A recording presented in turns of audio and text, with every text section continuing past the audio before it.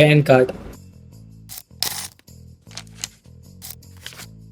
അപ്പോൾ ഗൈസ്, നമ്മൾ സാധാരണ 18ആയ ഡ്രൈവിംഗ് ലൈസൻസും ബാങ്ക് അക്കൗണ്ടൊക്കെ ഉണ്ടാക്കുന്ന പോലെ തന്നെയാണ് പാൻ കാർഡും.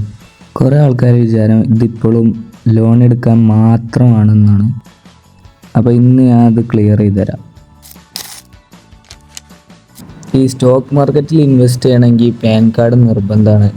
നിങ്ങൾക്ക് ഈ വാറൻ ബഫറ്റിൻ്റെ കഥ അറിയോ? മൂപ്പര് 11ാം വയസ്സിൽ ഇൻവെസ്റ്റിങ് സ്റ്റാർട്ട് ചെയ്തിട്ടുണ്ട്. അങ്ങനെ കോമ്പൗണ്ടിങ് കൊണ്ട് ലോകത്തെ ഏറ്റവും വലിയ റിച്ചസ്റ്റ് പേഴ്സൺ ആയിരുന്നു അദ്ദേഹം.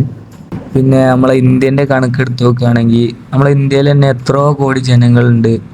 അതിൽ 10 അതിലധികം ശതമാനം ആൾക്കാർ മാത്രമേ സ്റ്റോക്ക് മാർക്കറ്റിൽ ഇൻവെസ്റ്റ് ചെയ്യാൻ തുടങ്ങിയിട്ടുള്ളൂ. അപ്പോൾ അങ്ങനെയൊക്കെ നോക്കുകയാണെങ്കിൽ നമ്മൾ ബാക്കിലൊന്നല്ല, നമുക്കിപ്പം തന്നെ സ്റ്റാർട്ട് ചെയ്യുക. അപ്പം അടുത്ത വീഡിയോയിൽ ഞാനെങ്ങനെ മ്യൂച്വൽ ഫണ്ട് SIP സ്റ്റാർട്ട് ചെയ്യുക, പിന്നെ ഇതിൻ്റെ ഉപകാരങ്ങളൊക്കെ അടുത്ത വീഡിയോ ഞാൻ പറയുന്നതാണ്. അപ്പോൾ അതുവരെ ബൈ.